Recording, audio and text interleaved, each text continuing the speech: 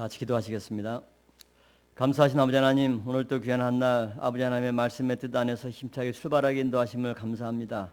늘 우리의 삶 가운데 여호와의 은총을 허락하여 주셔서 우리의 모든 필요한 것들을 미리 준비하시고 예비하신 그 은혜 가운데 저희가 지금까지 나온 줄로 믿사오매 늘 아버지 하나님의 그 여호와의 축복 가운데 살아가는 저희들 될 수 있도록 역사하여 주시옵소서. 오늘도 우리 모든 들소만교회 성도 한 사람 한 사람 아버지 하나님의 여호와의 이 놀라운 축복 앞에 나아가는 복된 믿음의 역사가 있게 하여 주시옵소서. 모든 것 맡겨오며 예수님의 이름으로 감사 기도 올려싸움나이다.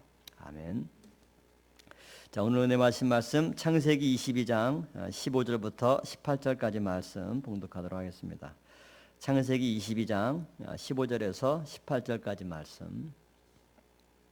여호와의 사자가 하늘에서부터 두 번째 아브라함을 불러 가라사대 여호와께서 이르시기를 내가 나를 가리켜 맹세하노니 내가 이같이 행하여 내 아들 내 독자를 아끼지 아니하였은즉 내가 내게 큰 복을 주고 내 씨로 크게 성하여 하늘의 별과 같고 바닷가의 모래와 같게 하리니 내 씨가 그 대적의 문을 얻으리라. 또 내 씨로 말미암아 천하 만민이 복을 얻으리니 이는 내가 나의 말을 준행하였음이니라 하셨다 하니라. 이는 하나님의 말씀이니라. 아멘. 오늘 말씀을 통해서 여호와 일의 축복이라는 제목으로 함께 은혜를 나누고자 합니다. 자, 드디어 하나님께서 아브라함을 모레 한 산에 불러서 또 이삭을 바친 그 믿음을 보시고 또 아브라함의 모든 믿음을 인정해 주셨습니다.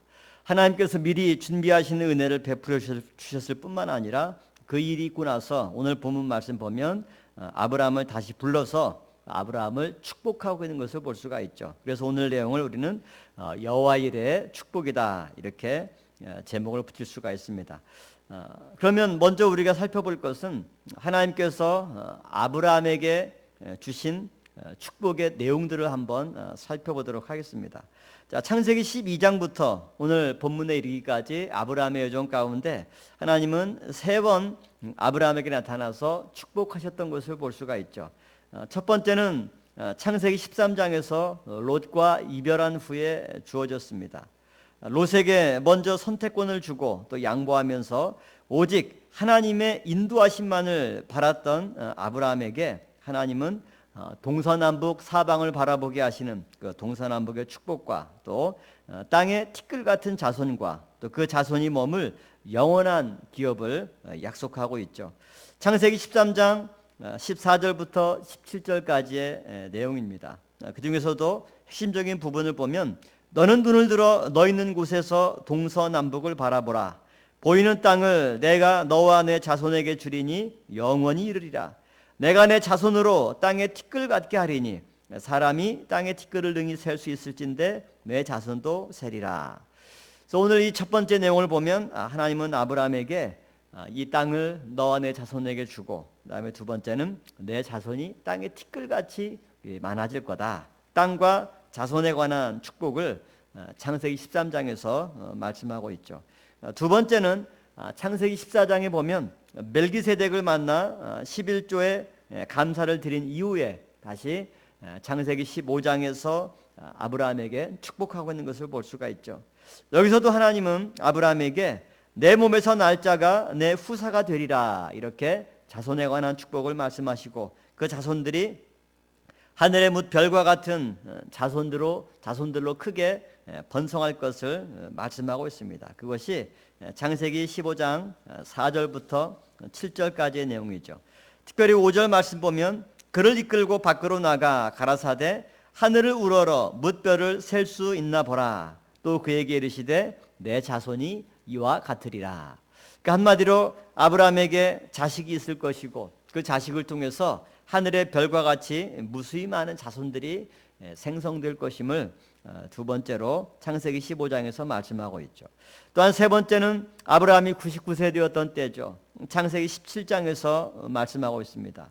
하나님은 아브라함에게 할례를 명하시고 그 다음에 이어서 자손의 번성과 또 그들이 머물 영원한 기업으로서 가나안 땅을 약속하고 있죠.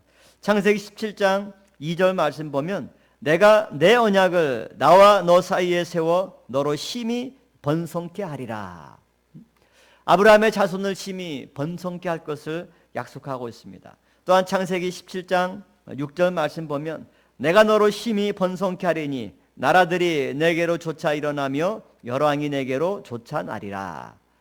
이처럼 오늘 이 모리아 산에 여호와 일의 은혜를 받기 전까지 아브라함에게는 하나님이 중간에 3번 나타나서 축복하시죠. 그 축복의 내용의 공통점은 뭐냐면 자손이 있을 것이다. 그 자손이 하늘의 별과 같고 바다의 모래와 같고 땅의 티끌과 같이 무수히 많은 자손으로 번성할 것이다. 그리고 이 땅을 너와 그 자손들에게 주겠다. 이 2가지 내용이 주된 축복의 내용입니다.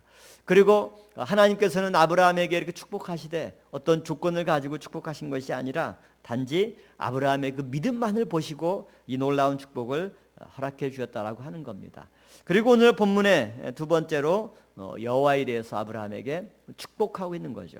그런데 이 여호와 일의 축복은 이전에 아브라함에게 나타나셨던 축복의 내용과 차이점이 있죠.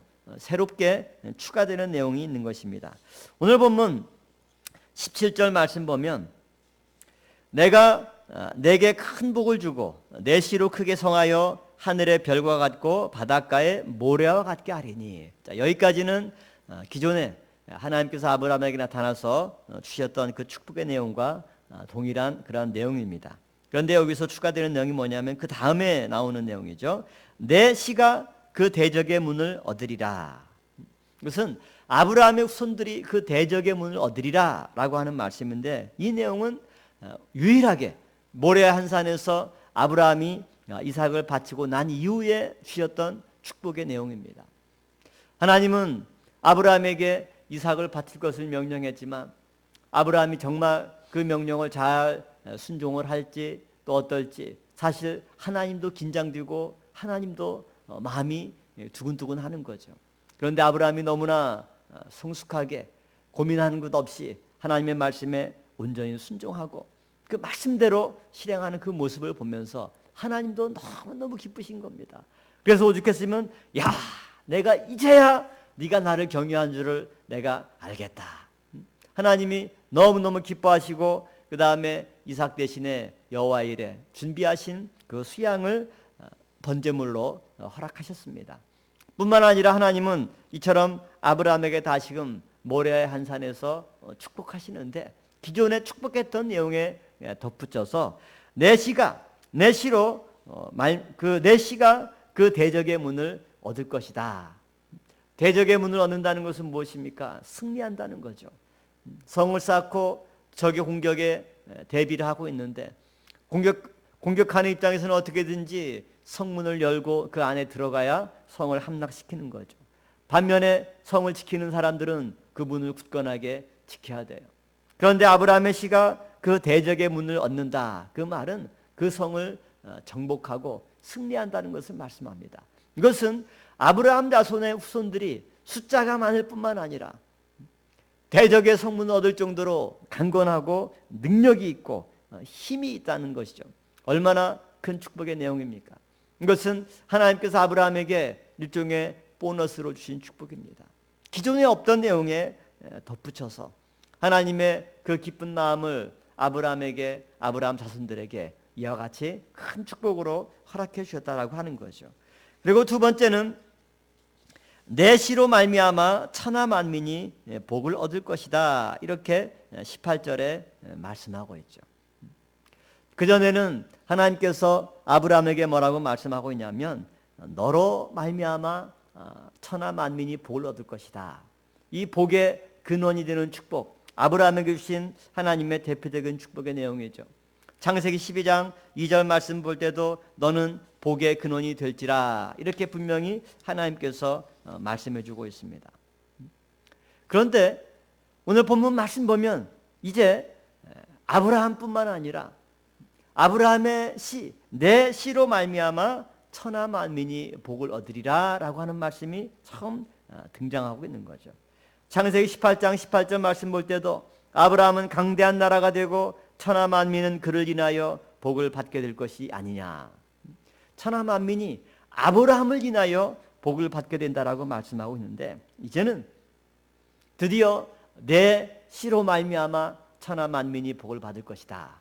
아브라함의 신앙, 아브라함의 축복, 그것이 모레 한산에서 이제 비로소 이삭에게 계승이 되고 이삭에게 대물림된 그 축복과 그 놀라운 능력의 내용들이 이제 이삭의 후손들에게 또 대물림이 되어서 아브라함의 그 모든 자손들이 번성해지고 천하 만민들에게 하나님의 축복을 나누어주는 이 제사장 나라의 사명을 감당하게 되는 그 중요한 축복의 전환점이 바로 이 모리아의 한산에서 이루어진 겁니다. 창세기 26장 4절 말씀 보면 이삭에게도 하나님은 동일한 말씀을 하시죠. 내 자손을 하늘의 별과 같이 번성케 하며 이 모든 땅을 내 자손에게 주리니 내 자손을 인하여 천하 만민이 복을 받으리라. 아브라함에게 하신 말씀이 아니라 이것은 이삭에게 하신 말씀입니다. 이제 아브라함에게 하신 축복이 이삭에게 그대로 전수가 된 것을 볼 수가 있죠. 이 중요한 분기점, 언제 어디에서 이루어진 겁니까? 아브라함이 하나님의 말씀에 순종해서 이삭을 하나님께 바치려 했을 때 그 모리아 한산에서 이루어진 거죠. 그러므로 우리는 이것을 여호와 일의 축복이다 이렇게 제목을 붙일 수가 있습니다. 오늘 이러한 여호와 일의 축복이 우리 늘소망교회 성도 여러분의 가정에 충만하게 임하기를 주님의 이름으로 축원합니다. 하나님께서 어떻게 이처럼 기존에 말씀하지 않았던 내 시가 대적의 문을 얻고 이제 내 시로 말미암아 천하 만민이 복을 얻는다, 이러한 새로운 축복을 말씀해 주셨겠습니까? 그것은 그만큼 모리아산에서 행한 아브라함의 순종이, 그 믿음의 행위가 하나님을 기쁘시게 했기 때문이죠. 히브리서 11장 6절 말씀 볼 때도 믿음이 없이는 기쁘시게 못하나니 하나님께 나아가는 자는 반드시 그가 계신 것과 또한 그가 자기를 찾는 자들에게 상 주시는 이심을 믿어야 할지니라, 이렇게 말씀하고 있죠. 믿음이 있어야 하나님을 기쁘시게 한다는 겁니다. 그래서 사도 바울은 고린도후서 5장 9절 말씀에 그런즉 우리는 거하든지 떠나든지 주를 기쁘시게 하는 자 되기를 힘쓰노라, 이렇게 말씀하고 있습니다. 아브라함의 모레한산에서의 그 순종이, 또 아들 이삭의 그 순종이 하나님을 기쁘시게 했습니다. 하나님의 그 기쁘신 마음이 아브라함과 후손들에게 새로운 축복을 선사하게 되었고, 아브라함의 후손들이 강성해서 그 대적의 문을 얻는 그런 복된 민족이 되게 하셨다라고 하는 거죠. 오늘 이와 같이 사도 바울의 고백대로 주를 기쁘시게 하는 자 되기를 힘쓰는 오늘 한 날이 되기를 바랍니다.